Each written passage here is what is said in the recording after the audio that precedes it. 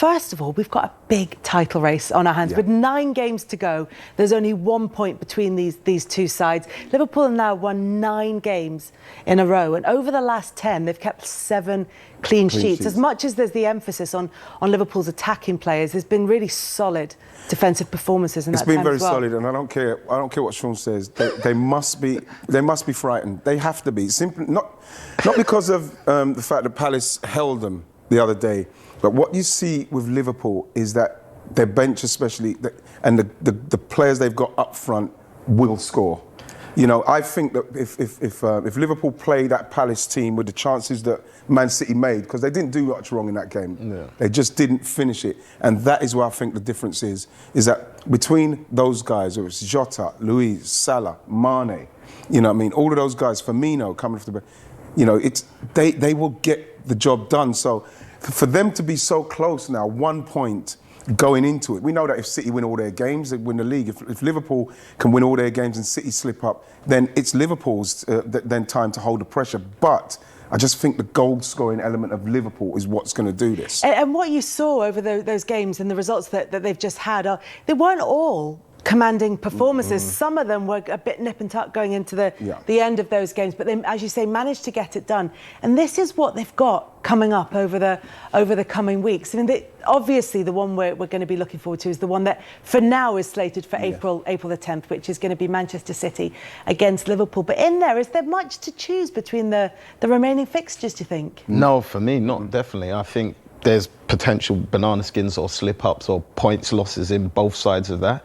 And I think it's pretty much to like what my dad said, that it's who's got that cutting edge and who can get the job done.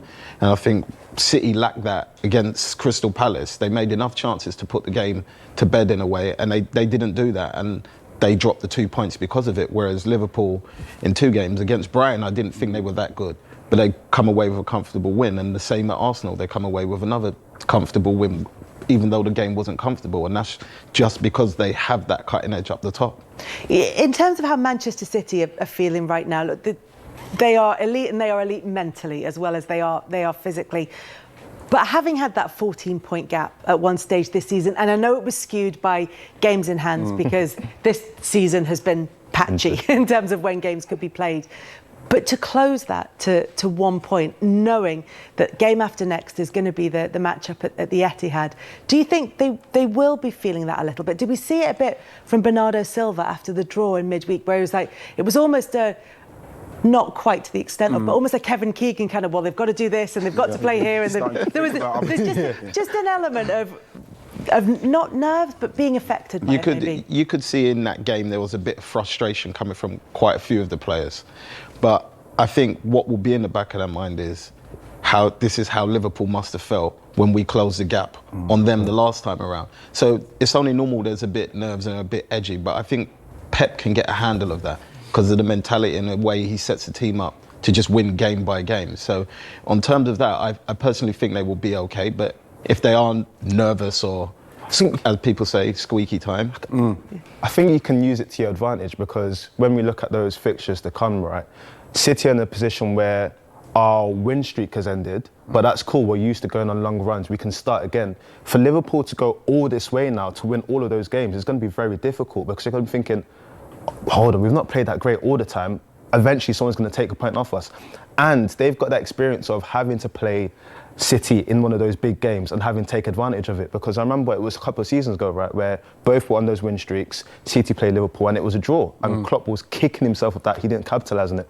So I think City will know in the back of their head that if we do what we need to do and we take advantage of that game, it's still in our court. And of course it is difficult, because we were speaking about it earlier, do you want to be the hunter or the hunted?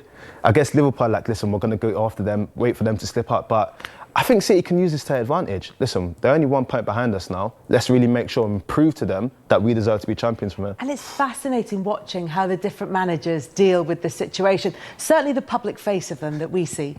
I mean, with Guardiola all season, it's sort of been, you know, really catchy lines and everything. We've seen it from Klopp now. I think that he's put a one-liner after the game yesterday, and it was like, hold on. Momentum is a fragile flower. Exactly. They're both managing it in different ways. Even when you see Liverpool going around walks in London before the game, they're trying to psychological games to say, we're calm, we're composed. We'll see what happens. They've done that before. It's just interesting that this is the point at which it's become a thing, in which it's kind of gone more widespread. Yeah, because we're getting down to the point to the point of the season where every little thing counts in what you're doing. Like Mayara rightly said, it's just like for them to even just be walking around, just showing, yeah, we're calm, we know we're ready for this. You know, they probably would, before that game, they probably think to themselves, if we do what we do, as well as Arsenal playing at the moment, we will beat them.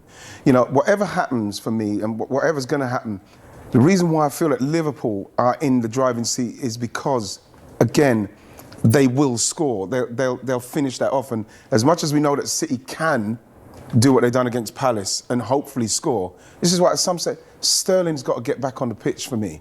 He has to get on the pitch, or even Gundogan, what he's doing. At the moment, they don't seem to be able to get on there because they're going to need to start winning like Liverpool have won in those games like we mentioned, like Brighton and games like that where they got it done, because this is the part of the season where you just have to get it done. It's not about pretty football, great football. It's about winning and getting it done. And Liverpool seem to be in that place. But that's why it's so interesting to watch the managers, because it feels like with Manchester City and Pep Guardiola, it's pressure-making diamonds. It feels like it's intense, whereas Klopp says it's not pressure, it's opportunity, and it feels like there's a space there.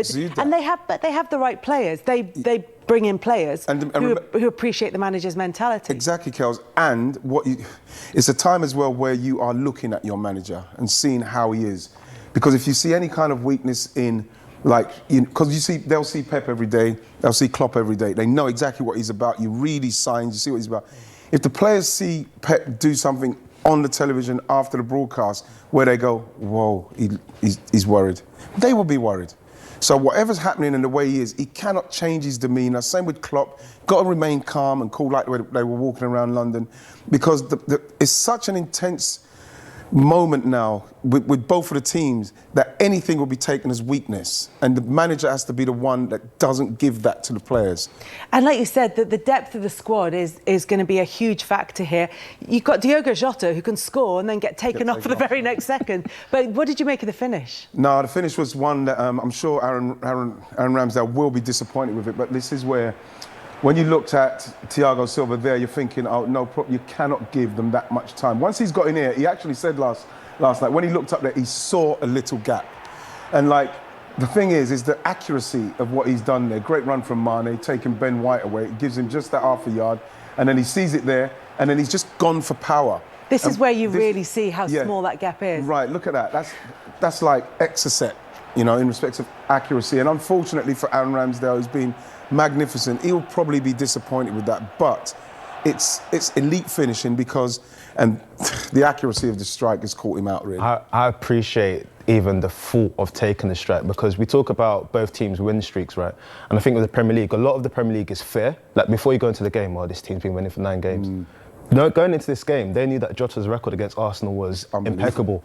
So when you're in a situation like that, he goes through 7-7, and he goes through, and he's thinking, I know they had enough of him, I'm just going to let it go. Yeah. He knows that he's bringing fair into these guys, and it's no shame. When you see a strike like that, there's no angle there, and he takes it and he scores. So I appreciate him actually acting upon the fair he's put in them. Wow. Yeah, but that's what I think is the actual difference between, say, City's attackers and Liverpool's attackers.